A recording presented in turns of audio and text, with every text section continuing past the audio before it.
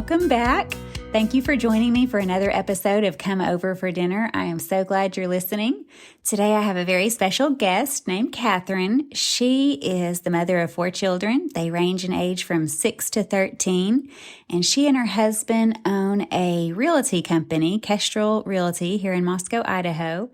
And she also has been a florist in her past from high school, I guess all the way till, we could still call her a florist, but she's moved into helping her husband with the realty business, and they do that full time, as well as being a mom of 4 children. So double job here. Welcome, Kathryn. Thank you. This is really fun. Well, thank you for joining me. I know you have, with owning your own business, I know y'all have lots of events that you put on. And so I'm sure you have lots that you could share, from having another family over to hosting a large event of 100 people or more. So let's talk about a specific menu. What, if you're thinking of a group, what kind of menu would you come up with? Well, I didn't come up with the one that I brought today. I have to give total credit to Tora Whitling. Okay. And back in the day, Christ Church, when it was smaller, would host a dinner every year. And so this was one of the menus that Tora put together for that dinner. And it was great, especially on a large quantity, which was probably around 300 plus people at the time. So ladies were making stuff. And I got the recipes from her after that. And so we've done this for large crowds, smaller crowds. It's really easy to scale it up. Mm-hmm. And it's with pork loin, which makes it really affordable. Mm-hmm. And you're not doing a ton of prep work because you just do the whole loin in one fell swoop. So then we've done it on a gas grill. I've done it on the Traeger too. I think you could do it in the oven, so it's a flexible, that is very nice. flexible recipe. Because if you're cooking for 100 or more, it's probably not going to fit into your oven. Right. And we did that one we rented a big, huge gas grill. And I think we could get 6 loins on that thing. It was a huge grill. Wow. But it worked great. Yes. A little stressful, but it worked great. Especially if it's the first time you've done 6. Yeah.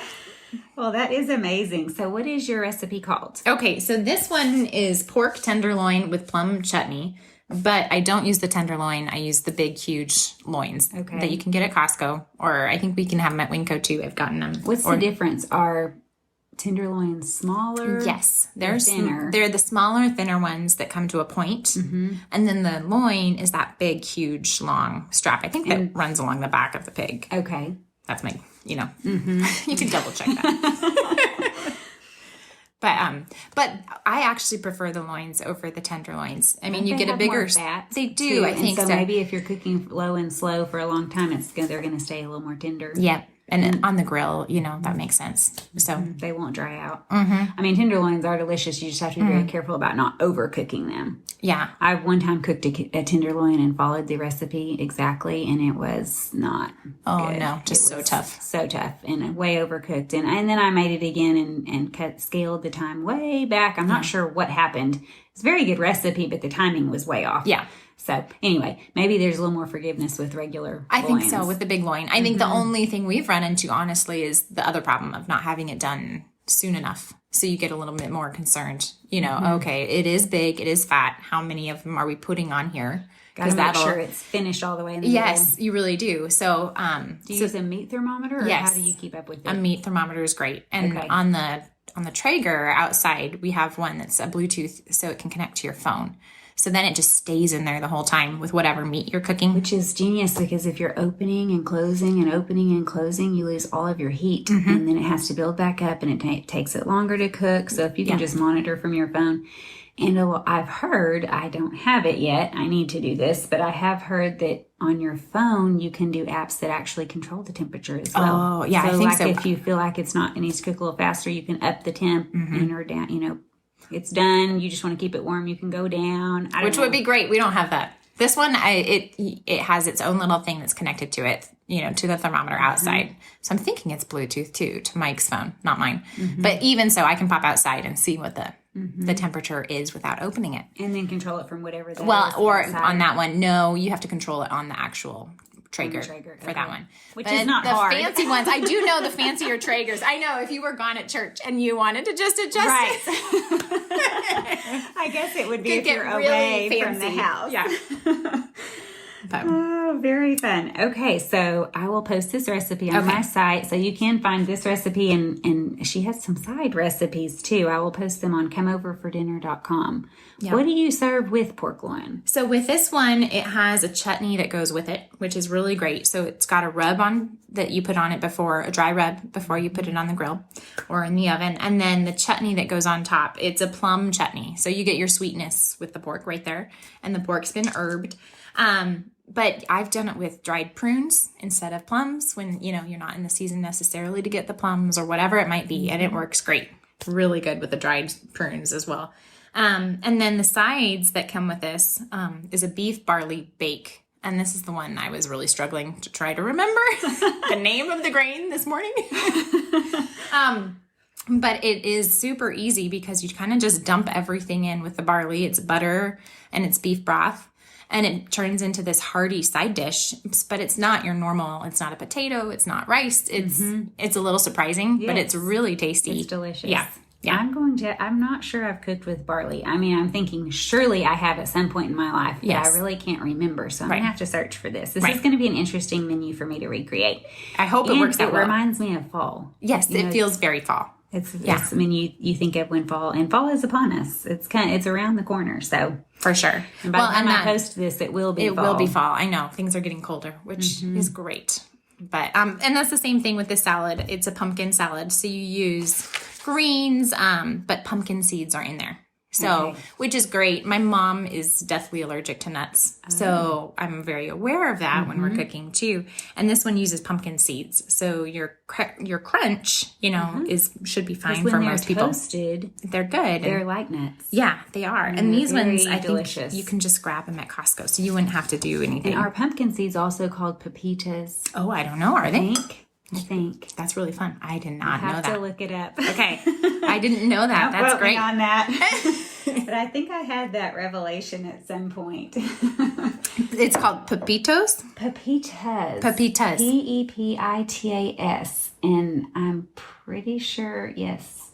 You can buy them salted or unsalted. They're out of the shell. But yes, I'm seeing here that it says no shell pumpkin seeds. Okay. Perfect. Pepitas. So some bags might be labeled pumpkin seeds, but I thought I ordered through Amazon and got a bag of, maybe it was labeled pepitas. I don't know. So there you go. Hot tip there. No, and I think that's probably a better tip because I think that's probably what we bought versus the ones with the shell on.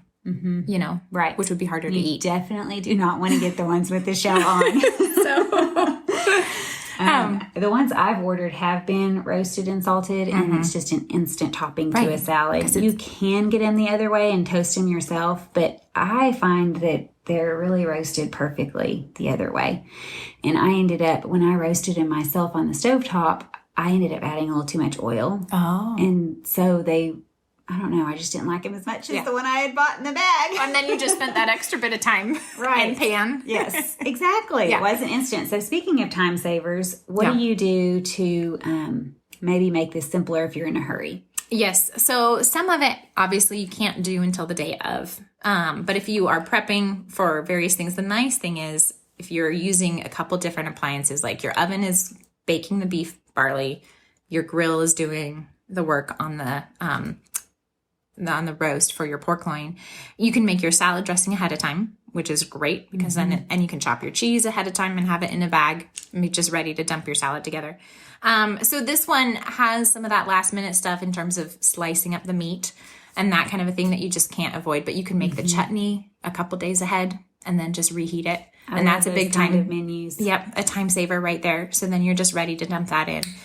So then you're really just pulling a couple pans out, slicing your meat. And I think it was a Nancy Wilson tip originally, if you're doing little kids, to pre-chop the meat into little bite-sized pieces. If you've got little people. Yes. Have a bowl or a plate where they can choose, or where the parents can choose that for them. That's a great idea. Oh, it's so nice. It's really handy. Because otherwise, mom or dad is standing over there, each little kid's plate, walking down the line, trying to cut meat for maybe 4 different kids or whatever. Yeah, exactly. So That's The pre-cut meat is a great one. tip. Yeah.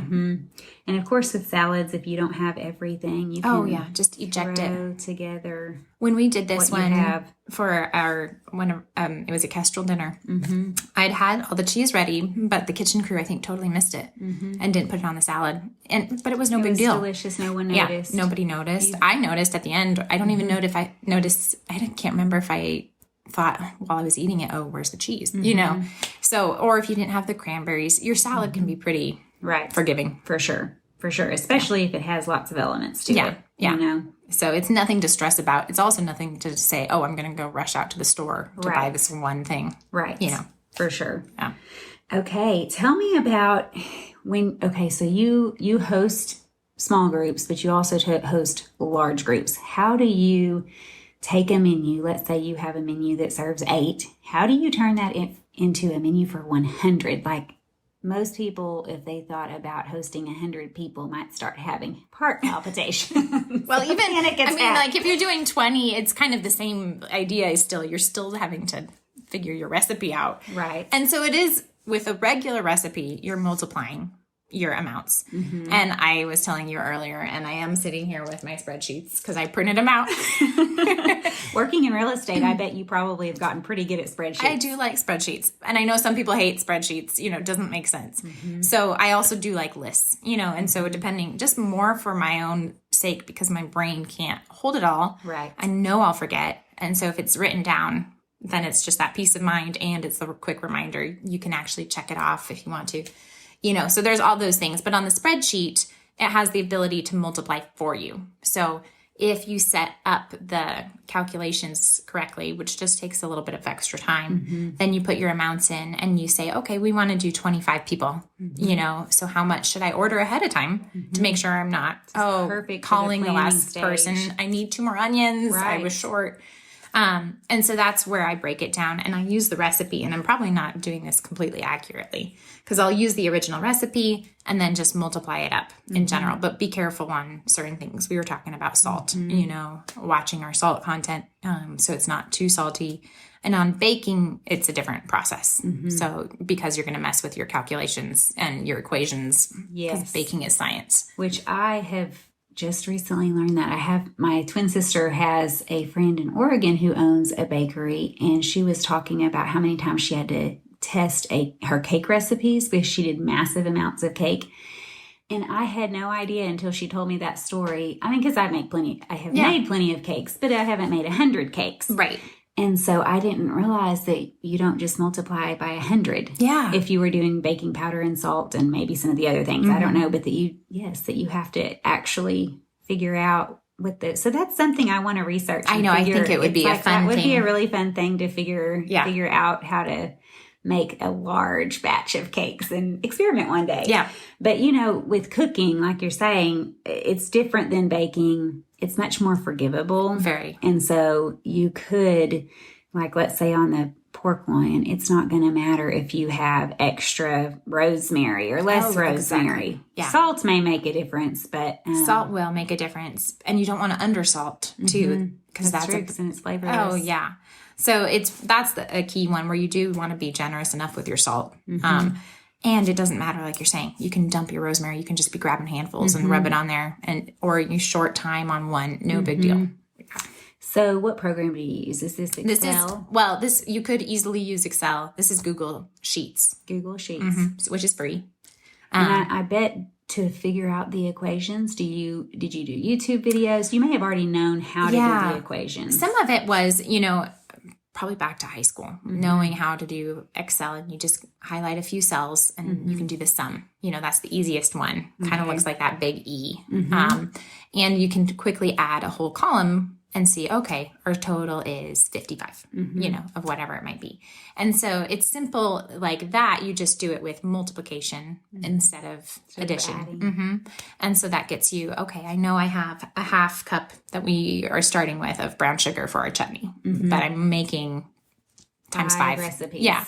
So then you do the 0.5 on that one side, and that would stay put. But if you're changing, we're doing this for 25 people or 50 people, And then you would change that other column, and all of a sudden it spits out on the third column your total. Which is genius for shopping. Yeah, the shopping. Because then, like you said, if you go to the store, you're not, and you come home and it's the day of, you're not short 3 onions. Exactly. Or a jar of jam or whatever very important ingredient you need. Yep. Well, that is a great tip. All right. Well, I will post these recipes. They look delicious just looking at them right now. I need to try this for a fall menu. They are good. And Tora Whitling, you have to give her total kudos on those. Well, I am Tora, in case you're listening. She is one of the people I plan to ask. Oh, good. She also hosts large dinners for a school here in town. It's a school for over 600 kids, and she invites all the faculty over. I'm sure she does lots of other events too, but she has a faculty dinner, and they set up a yard. Their front yard is large, and they set up tables, and it's always beautiful and delicious food, and she just pulls it off with such grace. Oh, she does. She's a master at beauty. it. And again, I just feel like, okay, she's got to be my guest so I can learn all of her ways. I would love to hear it. I would love to hear her talk. Okay. So what is your best prep tips, specifically cooking inspiration? So you definitely have some tried and true menus. If you're thinking of something new you want to cook, or where do you look for cooking inspiration? It's kind of in a lot of places. I do use Pinterest, and I use that to save recipes. It's been very helpful. But recently, I also love cookbooks. They're so fun to look at and collect. Yes.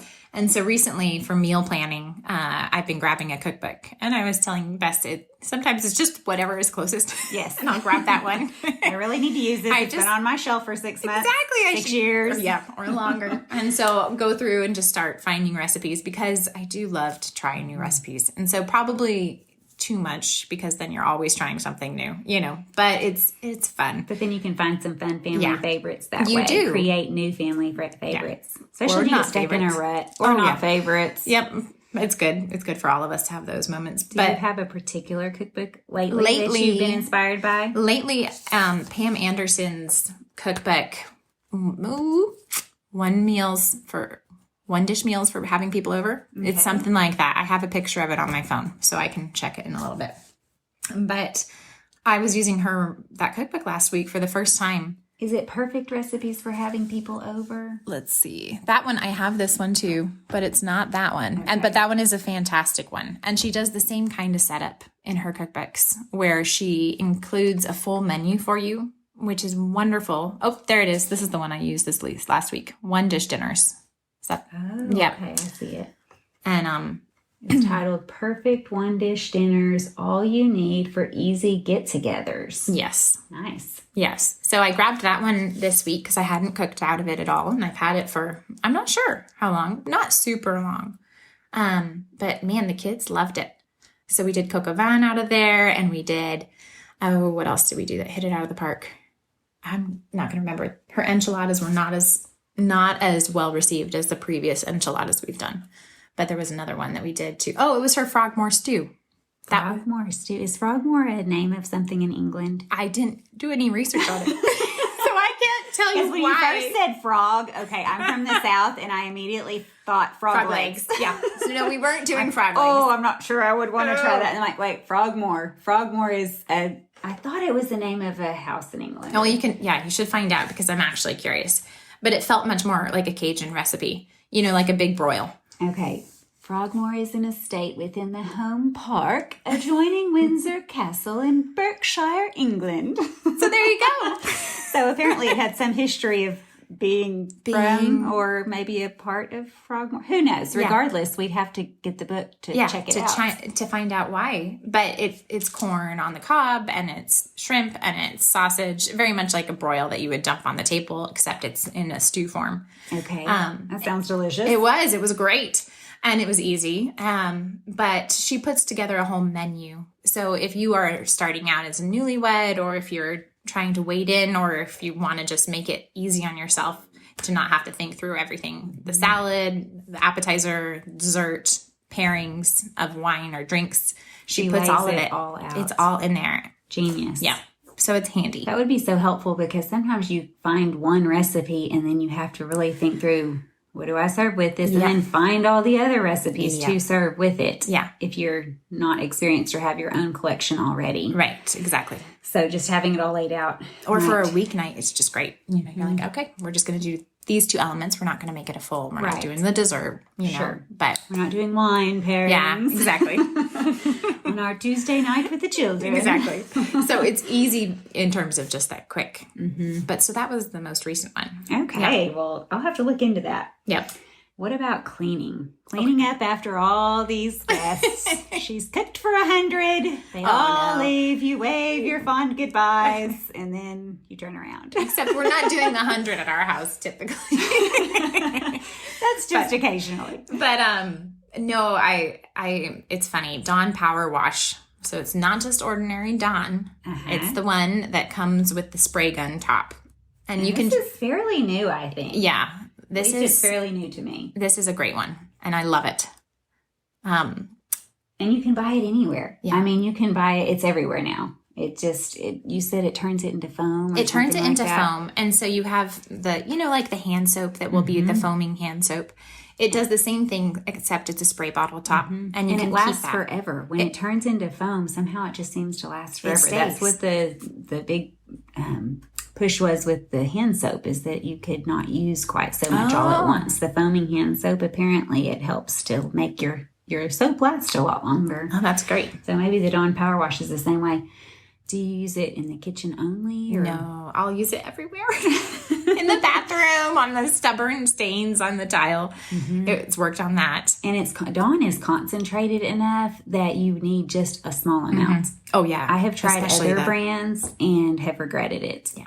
Because, another brand, you might go to the store and see a different brand that you think, oh, well, it's cheaper. I did that once. Yeah. And I later said, I will never, ever not use Dawn again. It's so great. And you can buy the big giant tubs of it at Costco or Sam's Club, or I don't know, there might be other big retailers out there, but you can buy the big giant things and just refill your bottle. Yeah. And it's so inexpensive. Yeah.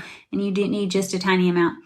In fact, a hot tip regarding Dawn, which I think the power spray would be amazing. But years ago, I had a son that had headaches real easily as a kid. And one time he was spraying Windex to clean the mirrors, and instant headache. I mean, instant migraine. And I didn't realize how, there are people, two different camps, people who use the all natural and then people who just grab whatever, and just use it. Well, I had all the things and didn't really think through all natural. And so we had Windex and Comment and whatever was out there. Yep. And I realized, if he's going to help me clean the bathroom, I better start looking into some of these natural things. So I came up with a recipe for natural Windex, or not natural Windex, but your homemade Windex. But in researching that, there was this thing going around the internet, hot tip for bathtubs, like soap scum and things. You could do half vinegar, half white vinegar, and half Dawn soap. And Dawn soap's so concentrated, you could actually do a little bit less. You could do 2/3 and 1/3, and some people heat it up and do all that. You don't have to be all that fancy. Just get it on. You just make a spray bottle. Yeah. So you just get a cheap spray bottle and do half Dawn and half white vinegar and spray it, or again, I think this Dawn dish spray would work as well, but you just spray it around your tub or on your tile or whatever and let it sit, and it just... you barely have to scrub. It just all comes off, and it's magical. Oh, see, I love those moments. So, so from then on, the kids had to do this son. He kept cleaning the bathroom. And no more migraines. But there were no more migraines. Yes. Yeah. We kind of went to the all-natural sprays. Yeah. A couple of them I did buy. There were, the store, thankfully, did have some, all-purpose cleaners, but they were made with better ingredients or things that weren't strong chemicals. But I made multiple things, and they worked great. And so cheap. So cheap. Yeah. Dawn Power Wash is not super cheap. So if you're doing that spray mix too, that would be great. Yeah.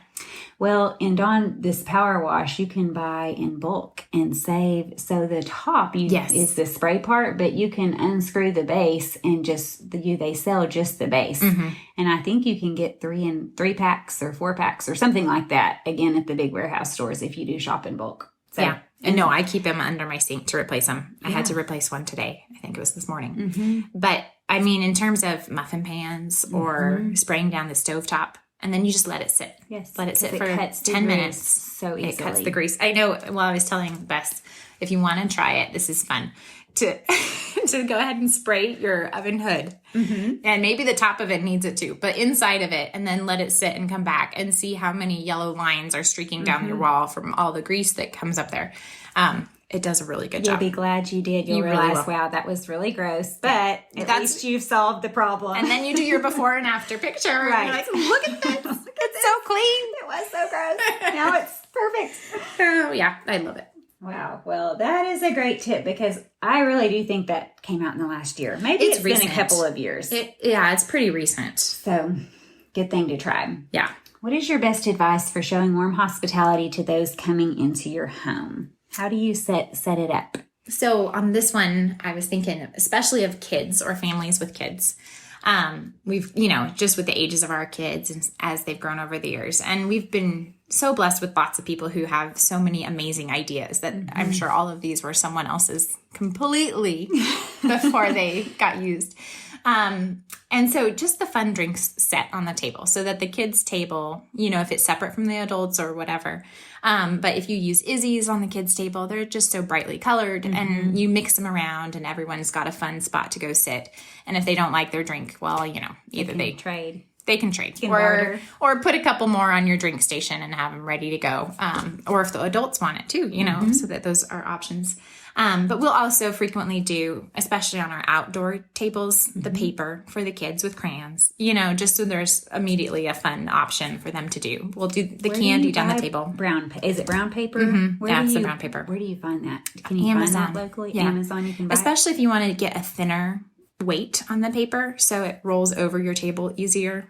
It folds down. And it folds down nicely. So stiff. Yeah. Then you want to get that thin stuff. And you can get a ton of it, on a roll. And it lasts for just a really long time. And you just put crayons out with it? Yep. If you put little crayons in little buckets or little mason jars or, whatever you want to grab, then it makes it cute, colorful. How fun. So fun. Very fun. Yeah. Okay. And then you also mentioned, we were talking before this started, something about chalk and paint. Tell me about that because that sounds really fun. So it kind of depends on what kind of thing you're doing. If you're having people over for just a quiet evening dinner or if you're throwing a big party, July 4th party, we love to host a big July 4th party. But a face painting station, it's pretty inexpensive to get a face painting kit, anywhere in that $8 to $12 range. And the kids love it, especially if there's the little stick-on templates. So it makes it really easy for them to just, get a horse or a dinosaur or all of a sudden, And it makes it go fast too. It makes it go faster and the big kids can help the little kids. And it just, so that's a fun activity that they love. It's also really easy to get a whole bunch of glow sticks. And I like those if it's an evening event also for the sake of being able to spot the kids. Yes. But then they're just really fun. And you can get a ton of them on Amazon. My kids, when they were younger, we got glow necklaces and glow bracelets. Yes. All so of the I things. Guess you could do, just variety. You could get variety. You could have a fun station. Bracelet. Yes. And then we have on our front porch a basket of chalk, and it's just, you refill that and get extra chalk as it goes. It's not always there, but then they can draw on the sidewalk or we have a big, huge driveway, and there's been different kinds of chalk that, so you can get exciting. There's been some kind of chalk paint I think we ended up with one year, which was great, but I can't quite remember what it was. Okay. But the easy chalk is great. And that's washes. Yes, it washes right off. Parents aren't worried about it getting on their kids' clothes. No, I mean, you get messy when you're playing outside one way or another. Right, exactly. How do you set up for an outdoor event? So it's a lot of tables frequently. If we're doing a dinner where people are going to be able to sit down, then we try to do it by zones and separate out drinks in one spot, food in another spot. Sometimes I'll do the food indoors so the bugs don't bother it. That's a good idea. Or the animals or whatever else. And so people can go just weave into the house and weave back out. And take their food, their plate outside to wherever you have. Exactly. And if it's super hot outside, you're not dealing with the food in the heat. And so we'll do a variety of things that way. And then pop-up tables. And I didn't tell you this before, but the tablecloths are this 100% polyester that I found on Amazon. They're a checkered one. Okay. And we bought them for the block party that the church threw starting last year. And they're so great because they wash up and then you don't need ironing typically. Yeah, and you just does not. Yeah, it's fantastic. And then, but they hang well, and then they look great outdoors, and they can be pretty big. So those are just, and they come in a couple different colors on Amazon, and those checkered tablecloths. So it makes the instant party with the cheapest tablecloth, So do you have tables that you fold up and down, like ones you would buy? I don't know where you buy all the places. I keep saying Costco and Sam's Club. I know. I'm sorry. I have them. It's true. I'm sure there's other places to buy them, but do you buy those, or do you have picnic tables? It's a mix. Pop-up would not be a picnic table, I guess, but you could, if you had picnic tables outside, you could mix them depending on how many people you were having over. And that's what we do. We have some picnic tables up, that we've just collected inexpensively. And then the pop-up tables, the plastic ones, that lifetime ones, that can fold up, or that variety. And then same kind of things with chairs. Over the years, we got a bunch of the plastic Adirondack chairs in white, and they can stack so they can get out of the way, and they're lightweight, but they're comfortable to sit in. And so those can be really handy to pull around, and just other kinds of benches, wooden benches, and chairs, and telling people if it's a big party, we'll need camp chairs. Yeah, you can ask your friends to bring their folding chairs, their camp chairs, and never hesitate if you have family or friends that have folding chairs or tables. I'm sure they're, usually people are happy for you to borrow them for one night and take them back. So if you want to do a big outdoor event, you don't necessarily have to own every single thing. Oh, no, you can call in friends and family. And then a favor. Can I borrow your tables and chairs? Oh, and we do that a lot with my in-laws. We need more chairs or more tables. We'll just go over and snag some of theirs. Yeah. What about lighting outside? Oh, yeah. I do love the lighting. And so if you get the G50 or G40, I think is the bulb, it's those big round cafe light style. I love those. And you can get the ones that are heavy duty, the big black thick cord that are a little more commercial, a little more expensive. But we've had the cheaper kind for years in our trees, and we just leave them up. And you can unscrew a bulb that, goes out, burns, breaks, and then put a new one in. And so we just have them strung up all over the place. And so when we are at a party, we just plug in all the various ones we need. I have them around the trampoline. Those are a little different kind that we have over there. But then the kids can be pretty easily spotted, and you can still have an evening event. Right. Yeah. If you're spread out, you don't want just pitch dark places in the yard where you can't keep up with a small one, a little toddler who's toddled off. Especially if you're near woods or something like that. The road. We're near the road. Yeah. So it's just helpful. I love that. I feel like I want globe lights for Christmas time, honestly. Yes. Well, it's true. Then you just turn them on. It's just, if you have them up year round, you're ready. You're the first one on the block to have your Christmas lights up. They would count. And it doesn't end up looking like Christmas when you do turn them on. That's the fun part. Yes, they can be anytime. Yeah, they really can. What about for cold months? For really cold months, do you still host outdoors? We try to. So we have a small 1920s farmhouse, and we love it, but it doesn't hold a ton of people inside. So we'll frequently try to do bonfires outside as a low-key way to get people over. And then you turn the lights on. Again, it's easy, and all of a sudden, especially when it's nighttime, it's okay if the grass is crispy and brown and you can't really see it. As long as a spark doesn't hit it from the bonfire. But then the fire pit, you can add snacks around it. And, we just did caramel corn recently because Ida wanted to make caramel corn. Yes. And so you just put those in bags, and all of a sudden it's a really fun evening for the kids, and it's just snacks, But you can do that with a basket of blankets out there so people can get warm, and, it's a quick evening event for people. But you can go, in Moscow, you can go pretty well, as long as the first snow hasn't flown. October. Right. So you can still be outside during the fall months, even if it's really chilly. If you have a fire and blankets, and s'mores wouldn't be a bad idea either. Not a bad idea. Yeah, kids love s'mores if there's a fire going. Of course, then you're dealing with some sticky fingers. You get that. All right. What is your must-have kitchen item, and where can we find it? So this was a funny one because there's so many must-haves, but lately it would be the hotel pan and the 2/3 size sheet pans. Okay. And you need to get those probably either online or at some kind of restaurant supply. And it's called hotel pans. Hotel pans. And they're the ones that you'll see in a buffet line. They will go in chafing dishes and stay warm. and they've got those flat lids so you can stack them. Okay. So it's really, they're great for using, even if you're not actually cooking the food in them. Right. Like you can pile whole stuff in the back and transport it. Or if you had a pie that was coming out of the oven, put it in that and then put it in the back of the car. You know. So good for transport. And I guess if you put it, they fit into chafing dishes, it's a way you could keep them warm too. If you were serving later, you could put those, sterno underneath? Yep, the sterno and then water in the pan. So if you were doing it that way, they also, if you're trying to keep a lot of stuff warm, you can put them in a hot box that's built for those, which is like a catering supply, or just a cooler. Any kind of cooler is insulated enough. That is a great tip, because I have thought of in the past coolers for being cool.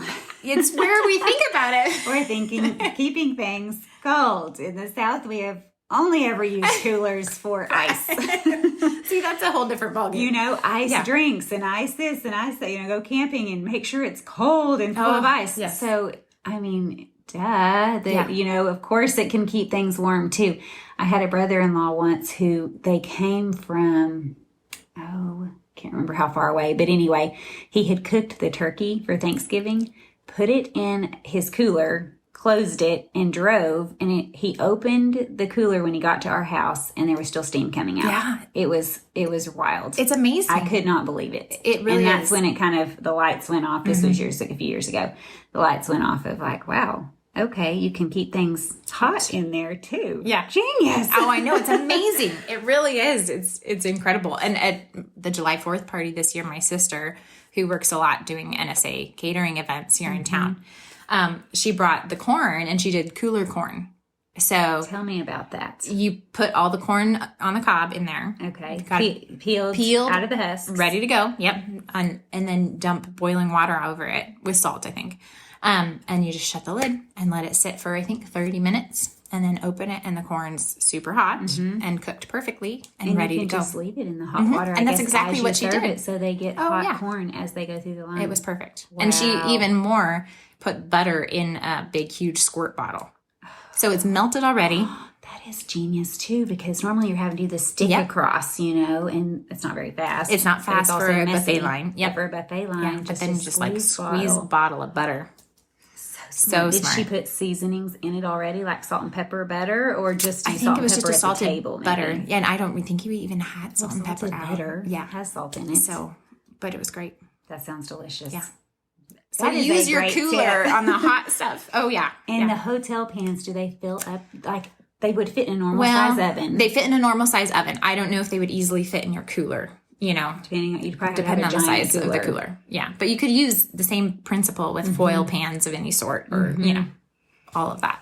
But it would max out your space in your oven, and which would be helpful if you're cooking for a large crowd. Right. You don't want to have pans that just take up 2/3 of the rack, but you have all this extra space. Yeah. And if they have lids and you're reheating, you can stack some things and just maximize your oven. And that's the same thing with that 2/3 or 3/4 sheet pan. Instead of a full won't fit in your regular oven. Okay. We made this mistake because at my birthday, I'd asked for pans, and everybody bought me pans, which was funny in and of itself. So I'm getting, look, another pan. But then they were the two big ones, because I don't think I'd specified. And Mike, my husband, had gotten me ones, but he'd measured, the oven initially. So he was prepared. So he had gotten some, and then I think I'd asked for more because I'd lost them, or who knows where they went, what happened. But it's that 2/3 size that will max out your oven space, and just, it's fantastic, because then you're able to put so much more on a sheet pan. If your oven is uneven in the cooking, you'll get hot spots. So there's that. You have to rotate maybe. Yeah. And the edges might get a little bit toastier if you're doing rolls. So there's some downsides to watch out for. Sure. But overall, this is genius, especially for warming and keeping things hot up until the last minute. For Thanksgiving, it was wild at our house, because we kept rotating and moving this out and putting this back in. And you think, this has been sitting out for a minute, let's get this hot. Yeah. It was a juggling act for 30 minutes while we were waiting on everybody to arrive. Oh, yeah. Well, because you don't want anything cold. No. The mashed potatoes. And everything needs to be hot at Thanksgiving, maybe except for the cranberry sauce. But, most things are served hot.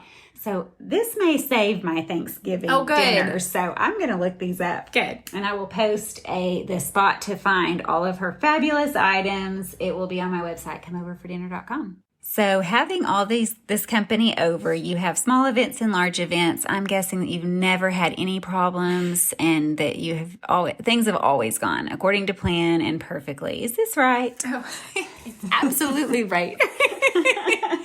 No, it's just so funny because you are starting, from being a human. And so there's that aspect of it. And your day does not go according to plan, no matter how you plan it. Oh, no, never does. No. And it's a guarantee that the egg will fall and drop because God wants you to clean up that egg right there, right then, Okay, you're going to tell your story, but I have a really funny story. I have never in my entire life dropped a jar of pickles. Oh, that I can remember ever. Okay, so if you drop a jar of pickles, it's just, they're full of pickle juice. Yeah. In the last 6 months, I've shattered 2 jars of pickles. Like, God is trying to teach me something. Yes. Something. Yes. One, I was carrying way too many things, from the refrigerator to the kitchen bar. Yeah. And it just slid out and it was completely full. And then the second time, I was pulling something out of the refrigerator and did not realize that it hit the top of the jar. And so it just slid and crashed to the floor. I'm like, really? Yeah. Really? Because this is going to take me an hour. Oh, yeah. And it's going to be everywhere. And the smell is going to be... Apparently, I need to learn something in my life. Some sort of sanctification is happening. But anyway, okay, back to your story. Yours is better. So it's a big sanctification thing. But we were hosting, I think it was a small group, which isn't necessarily that small, especially with lots of kids. Mm-hmm. And upstairs is supposed to be off limits. And somebody at one point comes down and says, oh, there's a kid naked in the upstairs bathroom. And so alerts, there's 2 alerts. One is, upstairs. That's the disaster zone. And then 2, a child. A child. Naked. They're naked. In the bathroom. So a parent might have to go up. So parents have to come deal with this problem. And then I think I went up later after the party or after whatever, that situation was complete. And the bathroom, of course, was not ready, Not quite ready for guests. Not ready for guests. And this is the bathroom that is in the constant state of remodel. We remodeled our house, and this was the 70s or whatever bathroom that we just didn't touch, and then started touching and, with the idea that we'll work on it slowly over time. In progress. It's still in progress. This is still in progress. And this was some years ago. I think this happened. Well, I come up later and it's a disaster. And I think there was even a pair of underwear on the floor. And it was just one of those moments where you're like, well there is nothing I can do. That happened. Here we are. And no use in apologizing now. No use in apologizing. It's like these moments are not necessarily perfect and very sanctifying. Well, and they're the one with the naked kid in the bathroom. So all sides. We just all have to laugh it off. You do. You have to be full of grace for all parties involved and realize this is exactly where God wants me and what he wants me doing. And honestly, it might make that person feel more comfortable in inviting you over or really another family because it doesn't look like you have a maid, and it's not all perfect. Life is not perfect. It's especially very if messy. You have children, they're constantly living there. Yeah. And so homes that are lived in feel welcoming. Yeah. Homes that look like they're out of a magazine do not feel welcoming. You feel like, can I sit on that white chair? Can dare I even walk on that white carpet? Don't break this plate. So nervous. Yes. No, it's incredibly true. And I think that is just par for the course. There's going to be so many mess ups. Early in our marriage, I invited, people from his company over, so it was bosses and stuff like that. And I was going to be doing this fancy appetizer. And of course, somehow smoke happened with the oven, and people are going to be walking through the door in just minutes, and you're like, so it is not so fans much. Are going, windows are open, doors are open. Supposed to be fancy, and and you're trying to all the impress bosses these start people. Walking into the smoke. Like, no, God's not dealing with that. He's going to put some humor in there to make sure, make everybody laugh. So keep you on your toes. Yeah. Well, thank you for sharing your story with me. You're welcome. Thank you for joining me. Thank you for sharing all of your amazing tips and your recipes. Well, you're welcome. I am so looking forward to this fall menu. All right. Until next time, thank you for joining me. Bye.